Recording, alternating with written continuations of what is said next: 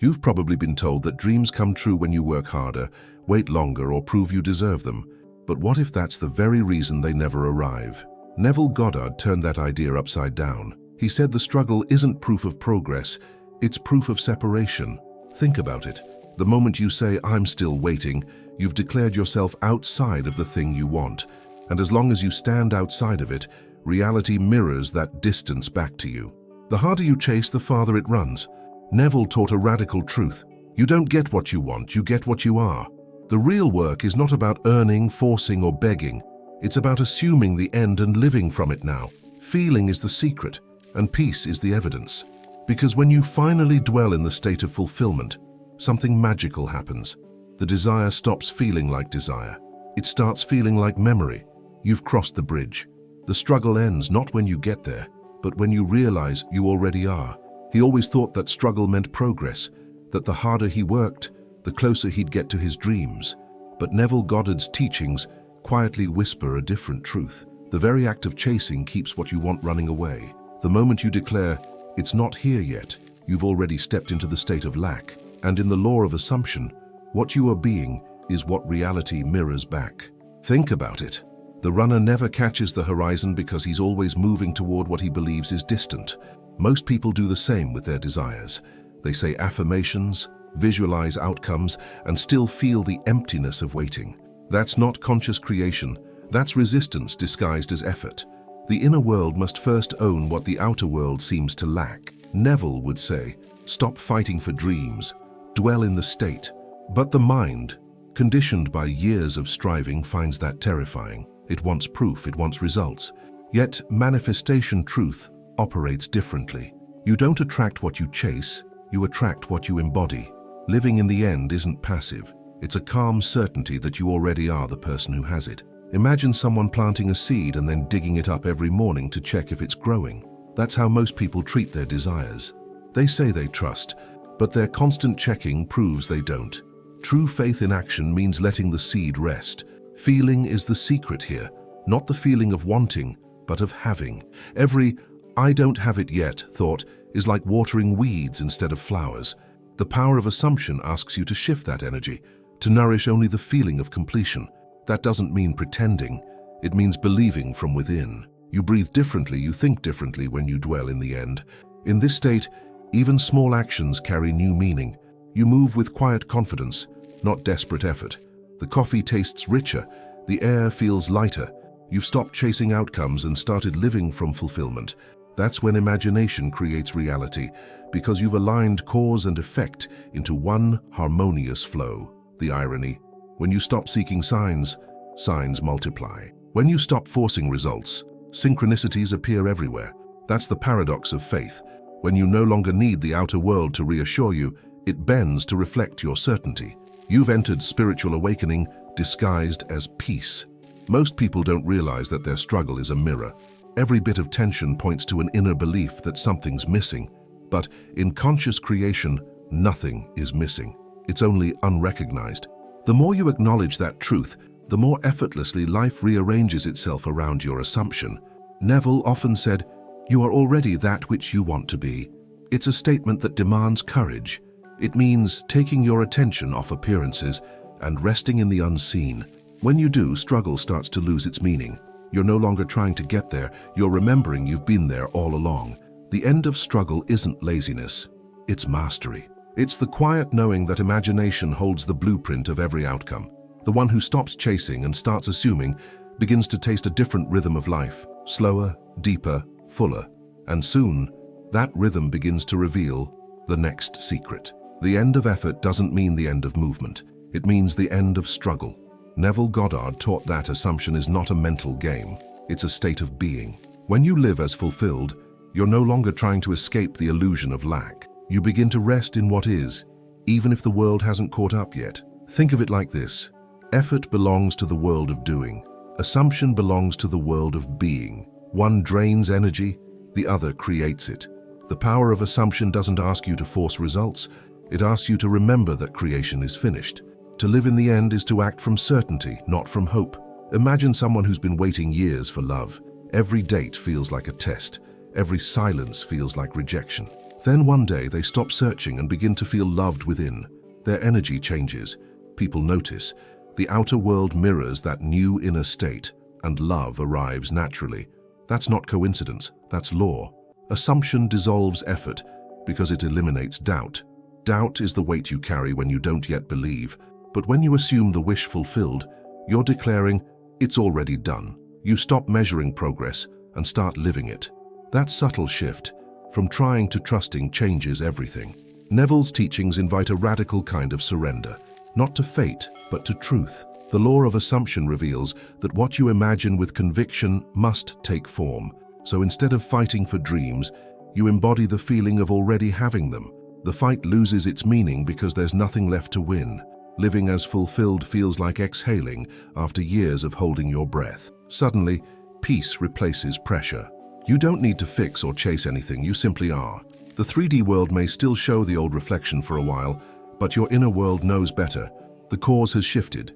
The effect will follow. This is where many people hesitate. They think, if I stop trying, won't everything fall apart? But in truth, trying was what held it apart. When you move from faith instead of fear, every action becomes aligned, efficient, effortless. You're guided instead of grinding. That's faith in action. Living in the end doesn't mean ignoring reality. It means choosing the higher one. The outer world becomes a movie you've already written. You watch calmly, knowing the ending.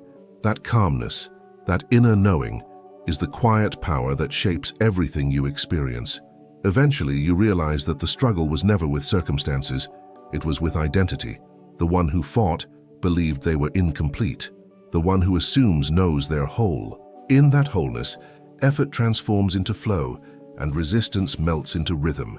And as you begin to master this art of assumption, something new awakens, a deeper awareness of what truly changes reality. Because soon you'll see that the outer world isn't the problem at all. It's merely reflecting what's within.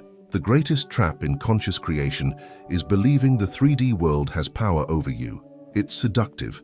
Things appear so solid, so real, that you forget they're just reflections of your inner state. Neville Goddard called this the shadow world. You can't change the shadow by painting it. You must change the object casting it. Most people wake up every morning trying to fix effects. The job, the money, the relationship. They rearrange the outer world, hoping it will finally give them peace. But the moment one thing improves, another problem appears. That's because the cause, the inner world, hasn't shifted. The film reel stays the same, only the projection flickers. Imagine watching a movie you dislike and running to the screen with a brush, trying to repaint the scenes. That's what we do when we try to control circumstances without transforming consciousness. The film is within. Change the reel, your state of being, and the story changes effortlessly. True manifestation isn't about making reality obey you. It's about recognizing you are reality in motion. The 3D world is a delayed mirror of your imagination. You can scream at it, or you can shift within, and watch how naturally it bends to match. That's the essence of imagination creates reality. The mind loves fixing. It gives a false sense of control, but Neville's teachings remind us that control is not power, awareness is. When you dwell in the state of your wish fulfilled, you're no longer reacting, you're creating. The outer world simply reorganizes around the inner assumption like metal drawn to a magnet. Someone might say, but how can I ignore bills or illness or rejection? You don't ignore them, you reinterpret them. Every unwanted effect is a messenger pointing to an old assumption.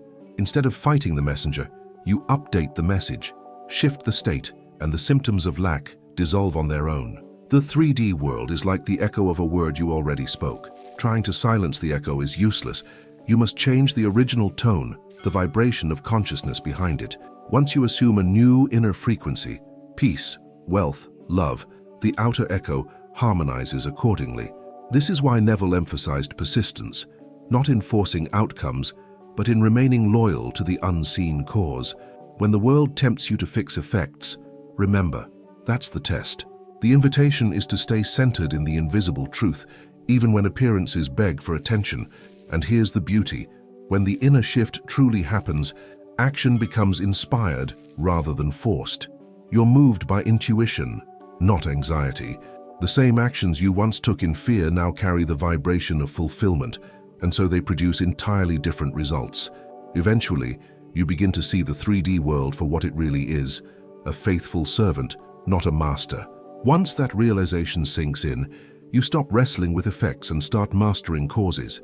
And that understanding prepares you for the next revelation. The greatest mistake we make in creation is trying to get what's already ours. The moment you start trying to get something, you've silently declared, "I don't have it." And according to Neville Goddard's teachings, that declaration becomes law. Imagination creates reality, but not through effort, it's through assumption. You can't receive what you're constantly chasing. You can only reveal what you already are. Think about the irony. People visualize abundance while feeling broke, pray for love while feeling lonely, or affirm health while fearing sickness. That emotional contradiction keeps them trapped. It's like pushing the gas and brake at the same time. You're moving nowhere. The law of assumption doesn't respond to words, it responds to state. Neville would often say, "You already have it in imagination." That means the seed of fulfillment is alive within you, the moment the desire appears. Desire isn't lack, it's awareness of a greater version of yourself calling to be recognized. The problem starts when the mind insists on proof before belief. Picture a person ordering food at a restaurant and then running to the kitchen to make sure it's coming. That's what we do with our manifestations. We ask, believe for 2 seconds, then panic and start checking. That impatience kills the vibration of knowing. True faith rests. It doesn't chase. Trying to get what's already yours is like trying to find the key that's in your hand. You're so focused on searching that you miss the obvious.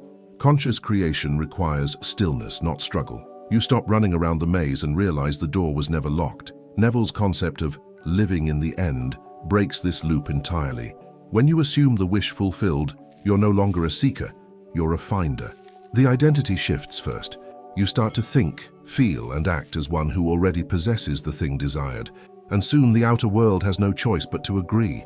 Most people wait for evidence before feeling worthy, but evidence comes after embodiment. The 3D world is slow, imagination is immediate. If you insist on waiting, you keep confirming that you're still waiting. But when you feel it done, the game changes. Life starts organizing itself around your assumption.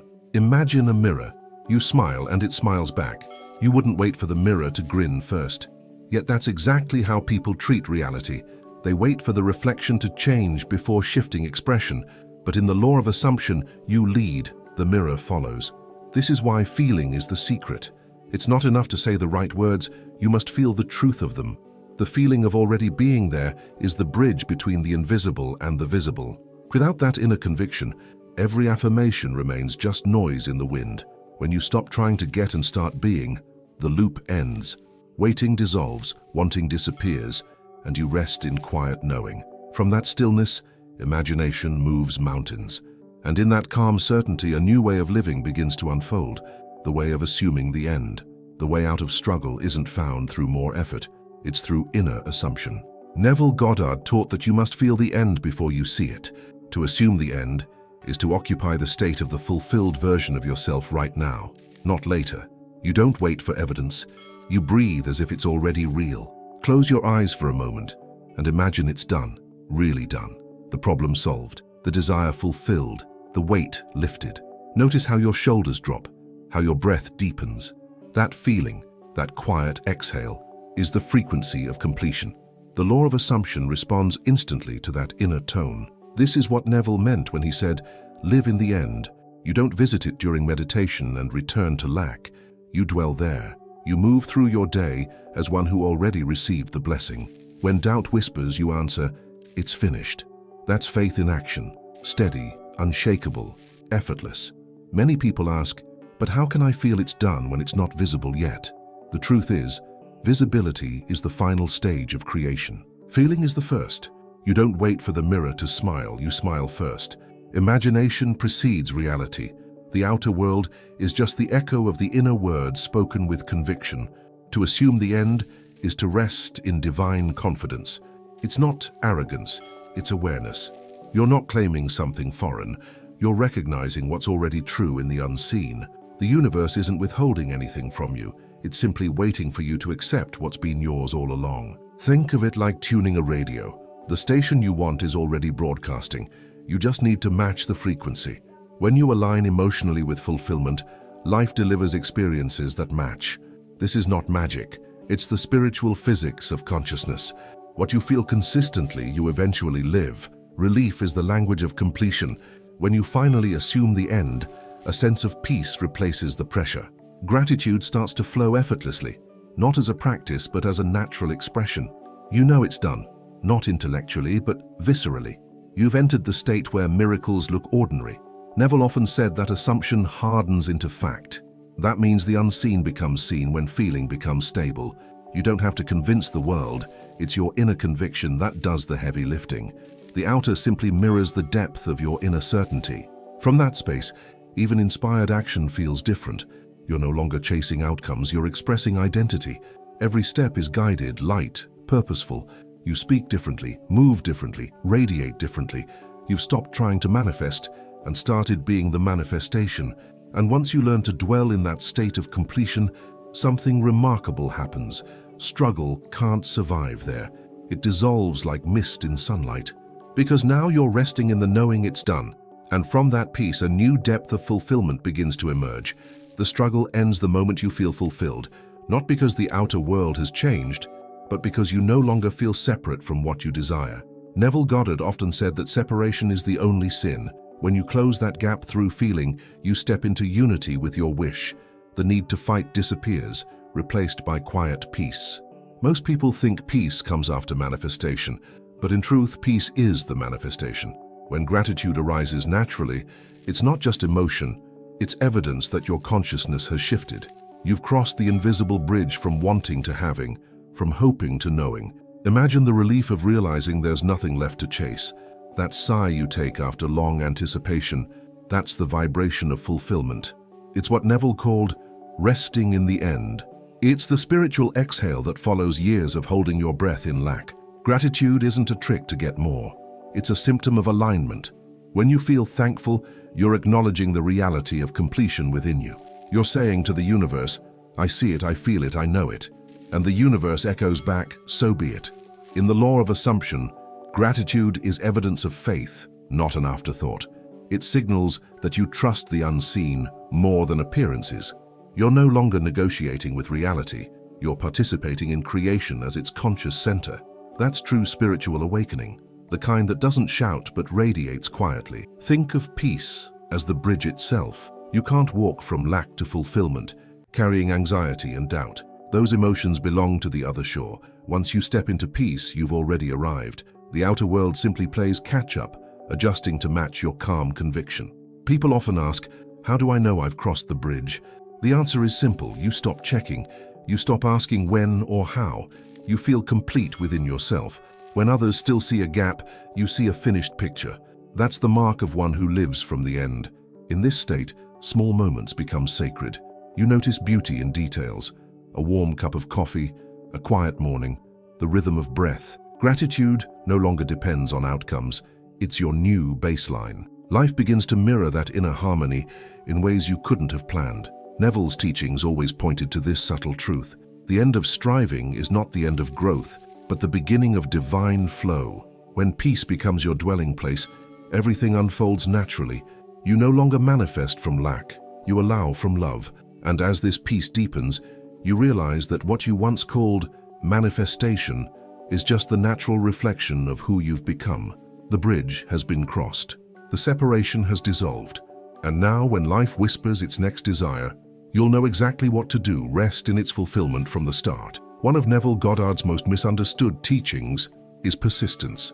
People think it means pushing harder, repeating affirmations endlessly, or ignoring reality with gritted teeth. But real persistence isn't strain, it's stability. It's the calm knowing that creation is finished, even when the 3D world takes its time to catch up. The delay you see isn't punishment, it's translation. The outer world moves slower than imagination, like a movie buffering behind your thoughts. When you force things, you interfere with the process. But when you remain relaxed, you allow the bridge of incidents to unfold perfectly. Imagine planting a seed and demanding it sprout by morning. You'd look ridiculous, but that's what most people do with manifestation. They assume for one day and doubt the next. True persistence is emotional consistency, returning to the state of the wish fulfilled again and again until it feels like home. Neville said, remain faithful to your assumption. That doesn't mean pretending your problems don't exist. It means refusing to identify with them. You can observe delay without marrying it. You can see lack without calling it truth. You stand firm in the invisible reality that the wish is already complete. Faith in this sense is not belief without evidence. It's belief in spite of evidence. When appearances contradict your inner knowing, that's when persistence matters most. You rest in the end, not as a tactic, but as a lifestyle. You walk through storms without forgetting the sun still shines above the clouds. The irony is that relaxed persistence feels almost effortless. It's not about intensity, it's about continuity. You keep returning to the inner feeling of done, like tuning back into a favorite song. Over time, that vibration becomes so stable that the outer world must harmonize with it. Many give up right before the shift occurs. They look at the 3D world and say, "It's not working." But what they don't realize is that the old state is simply dissolving. It's showing its last signs before disappearing completely. Delay often means rearrangement, not denial. This is why Neville emphasized rest. Creation is finished doesn't mean there's nothing to do. It means nothing to force. Inspired actions may arise, but they come from calm confidence, not panic. You act because you feel it's done, not because you fear it's not. That's true faith in action. Persistence then becomes a quiet rhythm of trust. You wake up, feel it done, live your day, and return to that feeling whenever doubt tries to visit. You're no longer reacting to life, you're reminding life of who you are. That consistency builds spiritual momentum, and soon you'll notice something subtle yet profound. The delays begin to shorten, the world seems softer, more cooperative, because you've stopped wrestling with time itself. You've learned the art of relaxed faith, and in that stillness, the next signs of fulfillment begin to appear. The first signs that your assumption is taking root aren't always external, they're internal. You begin to feel lighter, calmer, less reactive. Where you once felt urgency, you now feel quiet certainty. Neville Goddard called this the bridge of incidence, and it begins with subtle shifts in identity, not fireworks in the sky. Calm detachment is one of the clearest indicators that you're living in the end. You stop obsessively checking if it's working and start knowing that it already has. The old emotional charge fades. What used to trigger anxiety now feels irrelevant, almost unreal, because it belongs to the old state you no longer occupy. Then come new opportunities, small coincidences that feel like gentle nudges from the universe. A conversation, a message, an invitation arrives out of nowhere. But they're not random.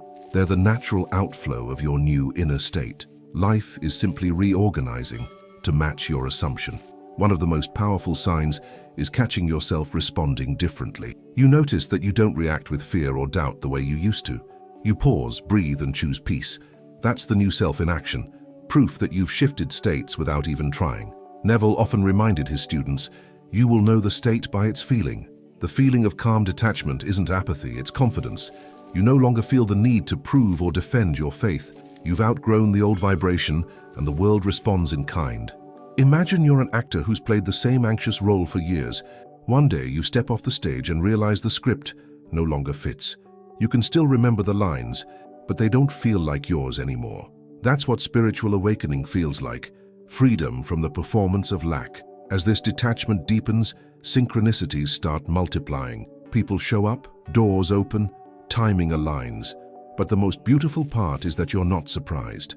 You expected it, not from arrogance, but from knowing.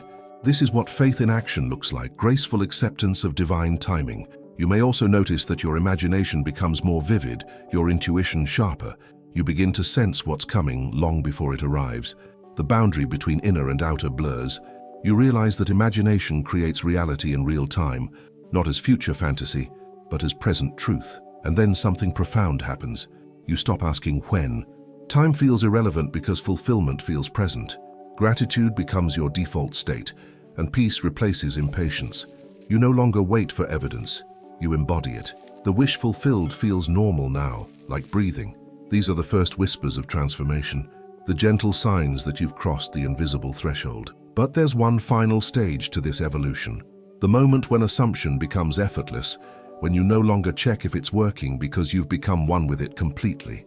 There comes a moment when assumption stops being a practice and becomes your nature. You no longer need reminders, affirmations, or signs. The state of fulfillment feels as natural as breathing, Neville Goddard called this living from the end. It's not effort, it's embodiment. You've become the version of yourself who already is. At this stage, manifestation feels almost boring because it's no longer dramatic. You wake up feeling peaceful, do ordinary things, and yet life keeps reflecting extraordinary results. There's no trying, no forcing outcomes. You live in quiet harmony with what you once desperately sought. Imagine wearing a pair of glasses with the perfect prescription. You stop noticing them because seeing clearly feels normal. That's what deep embodiment feels like.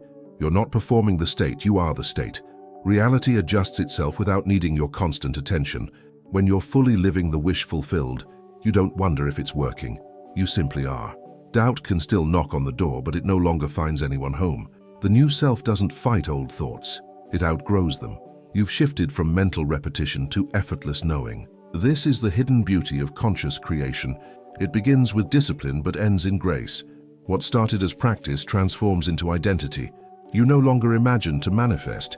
You imagine because that's what creators do. Your inner world becomes a place of play, not pressure. Neville's words, "Assume the feeling of the wish fulfilled," no longer sound like a technique. They sound like truth. You understand that your feelings are your creative acts. Every moment spent in peace, joy, or gratitude is a silent decree shaping your tomorrow. You notice that even challenges lose their sting. When something unexpected happens, your first thought isn't panic, it's curiosity. What assumption is this reflecting? That question turns every circumstance into feedback, every obstacle into refinement. You've become master, not victim of the mirror. The most profound part of deep embodiment is how normal it feels. You're no longer chasing mystical highs or dramatic confirmations. You simply live, and because you live as fulfilled, fulfillment never leaves. The world starts mirroring your inner ease with uncanny precision. You begin to understand why Neville said that imagination creates reality. It's not about forcing visions into existence, but about aligning your identity with what's already true. You live as if it's done, not because you're pretending, but because you know it is. That knowing becomes your default state. And once embodiment becomes natural, there's nothing more to prove or achieve. Life unfolds as a continuous reflection of your peace. You've stopped asking if it's working and started enjoying the unfolding. From here, only one truth remains. Struggle ends when you live as fulfilled. This is the culmination of Neville Goddard's entire teaching, the end of struggle. It doesn't come through control, effort, or endless techniques. It comes when you finally rest in fulfillment. When you dwell in the state of peace, the outer world can only mirror that stillness. Creation has finished its work. Now you simply allow. Living as fulfilled is not a one-time decision. It's a way of being. You wake up each morning already complete, already blessed, already enough. The search ends, not because you gave up, but because you woke up. The power of assumption turns from theory into lived reality. Imagine standing before a calm lake. When you're agitated, the reflection ripples and distorts. But when you're still, the water mirrors your image perfectly. That's what living as fulfilled feels like. The outer world becomes a clear reflection of your inner serenity. Neville taught that imagination creates reality, but few realize that peace is the highest creative power. When you rest in fulfillment, you stop commanding and start communing. You're no longer trying to make things happen, you're watching them happen through you. That's true conscious creation.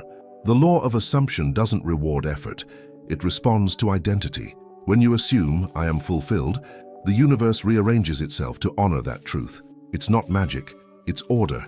Everything gravitates toward the vibration of wholeness. That's why peace is magnetic. It draws to it what it already contains. The world then becomes your reflection, not your opponent. Every person, every event mirrors your state of being. When you carry peace, you meet peace. When you dwell in gratitude, life multiplies reasons to be thankful. Manifestation becomes the natural echo of your inner song. Living as fulfilled doesn't mean nothing happens. It means nothing shakes you. The highs and lows of life pass through you without defining you. You move from emotional survival to spiritual sovereignty. You've remembered who you are. Consciousness itself, dreaming with purpose. Neville's teachings lead to this realization. There's no one to fight, nothing to chase, nowhere to go. You were never waiting for manifestation. Manifestation was waiting for you to stop resisting. The moment you stop fighting for dreams and start dwelling in the state, life becomes effortless alignment. Faith in action is rest, not laziness, but trust. You live with open hands, knowing that whatever belongs to you cannot miss you. Your peace becomes your proof, your silence your strength. You don't shout to be heard, you vibrate truth so deeply that the world can't help but respond. And in that space, struggle dissolves completely. You are home within yourself. The journey ends where it began, in imagination. The world now reflects your peace like sunlight dancing on calm water. Because when you live as fulfilled, you no longer chase reality. You create it by being. So ask yourself, are you still chasing your desire, or are you living as the one who already has it? Every moment of struggle is just a signal that you've forgotten who you are. The power was never outside of you. It was always your assumption shaping the scene. Neville Goddard showed us that imagination creates reality, not through strain, but through surrender. The law of assumption works effortlessly when you rest in the end. The more you relax into fulfillment, the faster life begins to mirror your peace. So today, stop fighting for your dreams and start dwelling in the state of their completion. Let gratitude become your proof and let calmness be your confirmation. If this message stirred something in you, subscribe to the channel and turn on notifications. There's a whole world within you still waiting to be awakened, and every new video will guide you deeper into that truth.